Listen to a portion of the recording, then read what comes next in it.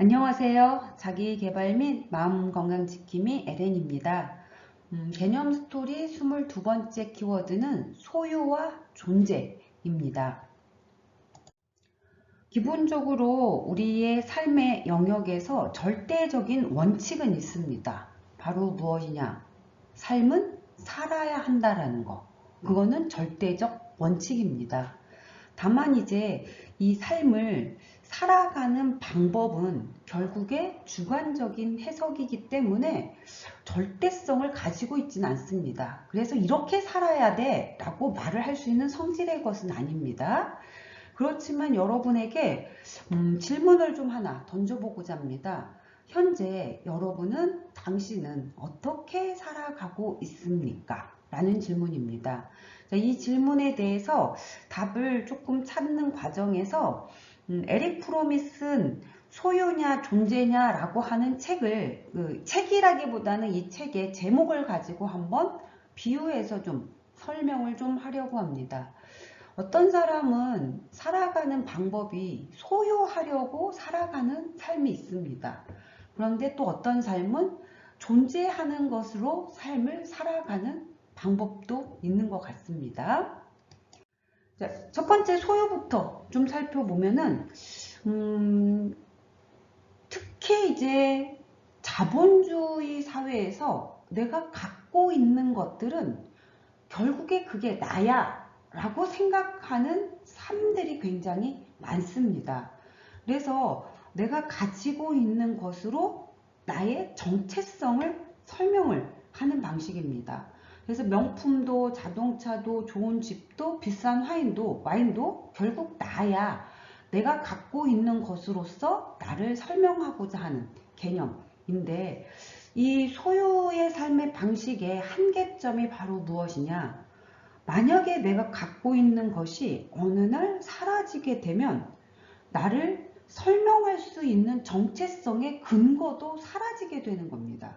그래서 나 또한 사라지게 되는 것이고, 그래서 안타깝게도 정체성의 혼란을 초래할 수밖에 없습니다. 그런데 이제 존재의 방식이 있습니다. 존재의 방식은 내가 갖고 있는 걸로 나를 설명하는 게 아니라 그냥 나 자체로서 나를 설명하려고 하는 방식입니다. 그래서 내가 여기 지금 있잖아. 그게 바로 나야 라고 하는 거. 그래서 이 존재의 삶의 방식은 내가 가지고 있는 것들, 명품, 자동차, 좋은 집, 비싼 와인, 그냥 그건 내가 갖고 있는 것에 불과해. 그게 없어져도, 그게 사라져도 상관없어. 왜? 내가 존재하고 있기 때문에. 그래서 소유한 것이 사라진다 하더라도 나는 여전히 존재하고 있어.